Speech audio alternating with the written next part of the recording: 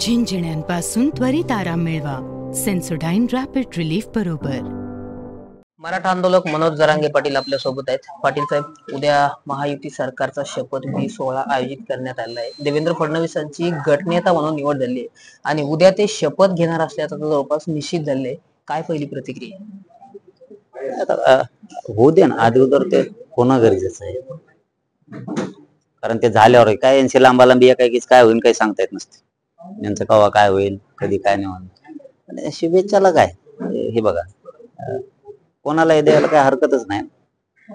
शुभेच्छा द्या, अभिनंदन करणं, शुभेच्छा देणं ही परंपरा आहे, संस्कृती आहे महाराष्ट्राची. तुम्ही देणार का त्यांना शुभेच्छा? मी म्हणतो काय द्यायला, काय ते काय आमचे शत्रू थोडेच आहेत, नाही द्यायला द्यायला.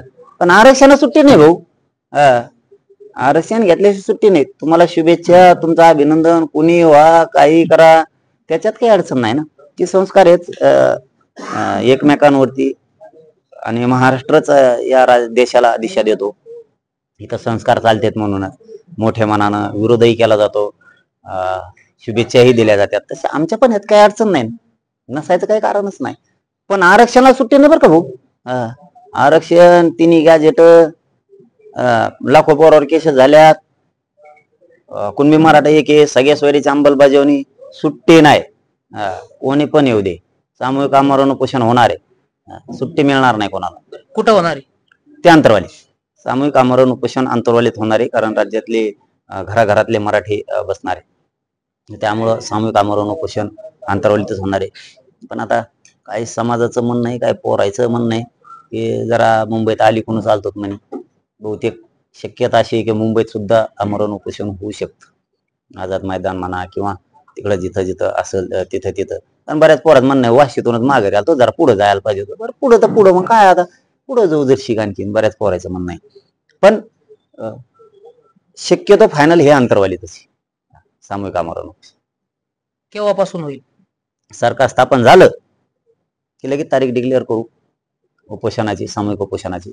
समाजाची बैठक घेऊ, समाजाला ठरवून करू, कारण समाज लय चिडलेला आहे. ज्या समाज काय, ही समाज असा आहे की यांच्याशिवाय सत्तेत कोणी बसू शकत नाही, राज्य कोणीच बसू शकत.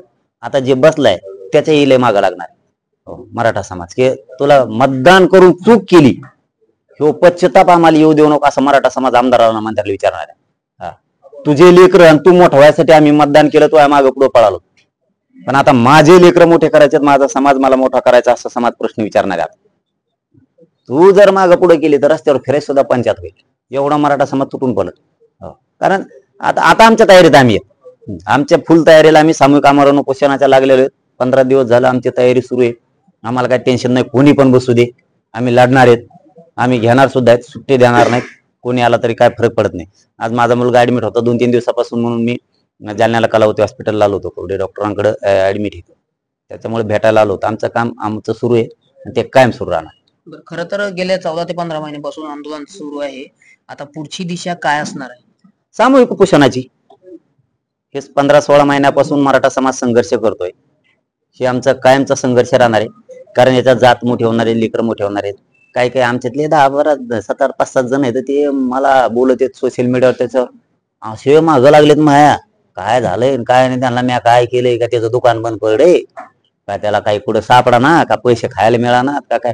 मी म्हणतो ही पिरियड असा आहे, बाकीच्या लोकांचं बघितलं पाहिजे, बाकीच्या लोकांचं बघितलं पाहिजे की ते त्यांच्या समाजासाठी, त्यांच्या लेकरांसाठी एकत्र येतात. हे आमचे 7-8-10 जण लय नाहीत. समाज मला म्हणतो जाऊन द्या, ते 7-8-10 जण काय त्यांच्यावर देण द्यायचे. पण एका दिवस असं वाटतं की का 7-8 का व्हायना, का तुम्ही आज ही वेळ आहे समाजाच्या बाजूने, लेकराच्या बाजूने बोलायची. तुमचं मागे असेल तर नंतर एखादी तोंडात देता येईल ना, काय फरक पडा का? नंतर मला बोलून घ्यावा, एखाद तोंडात द्यावा माझ्या. आज ती पिरियड नाही ना.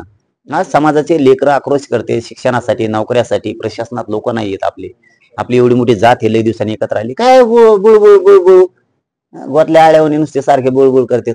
कशाला असं जरा गोड खमंग वागाव, छान होणी. जशी तुम्हाला जे शब्द देतात, मला लय डेंजर शब्द आहेत माझ्याजवळ, मी असा बोलत नाही का शब्दात तुम्ही आउट होता, पण माझ्यावर ना हो ना लय मोठी जबाबदारी गोरगरीब मराठीत, म्हणून मी बोलणार.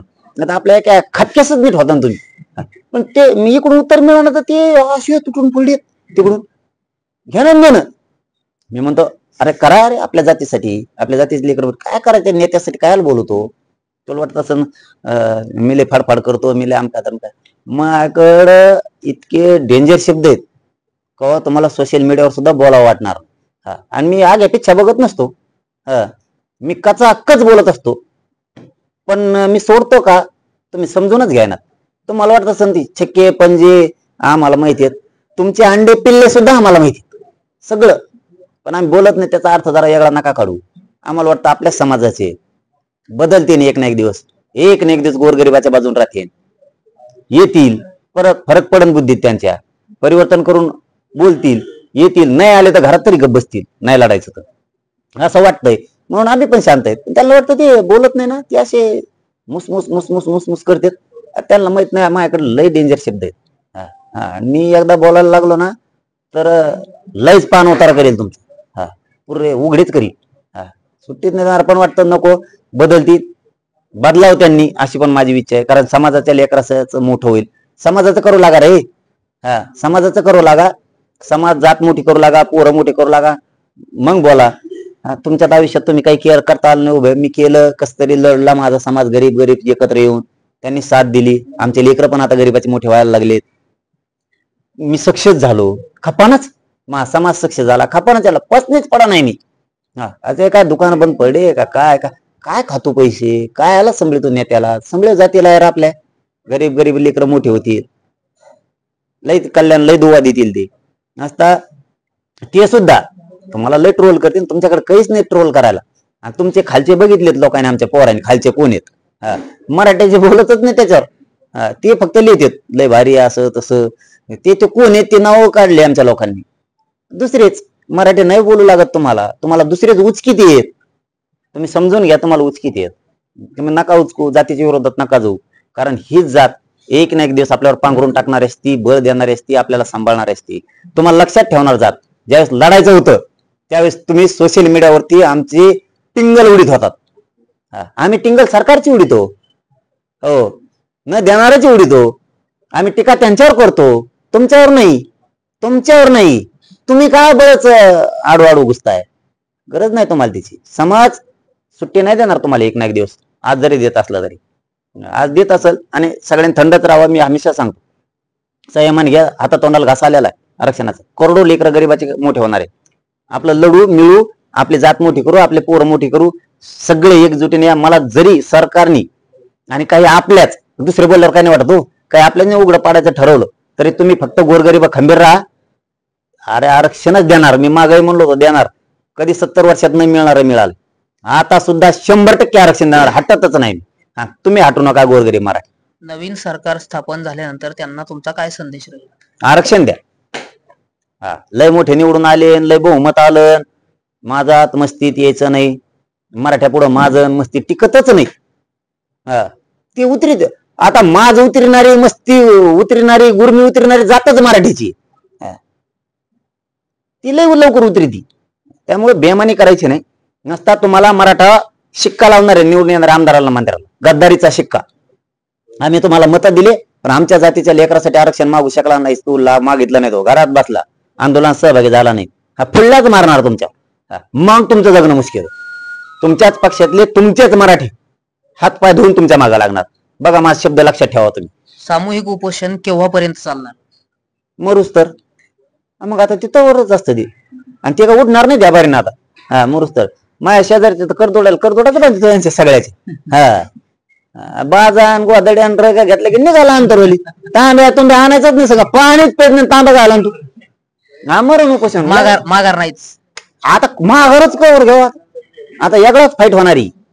सामूहिक म्हणजे सगळे घराघरातले मराठे बसणार. तुम्हाला कुंकड येड्या बाबी लिंबाखाली कुंकड बसले नुसते मराठीत दिसणार. जिकडे जागा मिळेल तिकडे मराठीच मराठी. डॉक्टर तेवढे आणायचे, मग आता पोलिस तेवढेच आणायचे. फक्त कोण होईल त्याने आंदोलन मराठ्याची व्यवस्थित हाताळायचं. मराठा बाप आहे बरं का, हे ध्यानात ठेवायचं. मराठ्यांच्या शक्तीला खेटला की तो भस्म होत. तारीख केव्हा जाहीर करणार? तारीख लवकरच करतो ना. हे सरकार झालं की तारीख डिक्लेअर केलीच. कारण समाजाला वेळ द्यावा लागणार आहे. त्यांना काम उरकून घ्यायला, शेतातले त्यातले काम. कारण आमचा शेती व्यवसाय, आमचं जीवन त्याच्यावर. शेतीचे कामं उरकायला लागतात. आणि हे लेकराला आरक्षण द्यायचंय म्हणजे त्या नोकऱ्यात लागन, शिक्षणात जाईल. कालच एक पोरग पोलीस मध्ये लागलं आरक्षणामुळे. म्हणजे हे रोज ऐकायला मिळतं. हे करायचं असेल कामं उरकून द्यावं लागतं, मला वेळ द्यावा लागेल थोडा त्यांना, पण तारीख बरोबर राईट ठरवतो मी समाजाच्या कामाच्या हिशोबात. तर नक्की हे होते मराठा आंदोलक मनोज जरांगे पाटील. सरकार स्थापन झाल्यानंतर आपण सामूहिक आमरण उपोषणाची तारीख जाहीर करणार आहेत आणि आरक्षण घेतल्याशिवाय मागे हटणार नाही अशी भूमिका त्यांनी आता कायम ठेवलेली आहे. रामनाथ ढाकणे, TVN मराठी, जालना. झिंझिण्यांपासून त्वरित आराम मिळवा सेन्सोडाइन रॅपिड रिलीफ बरोबर.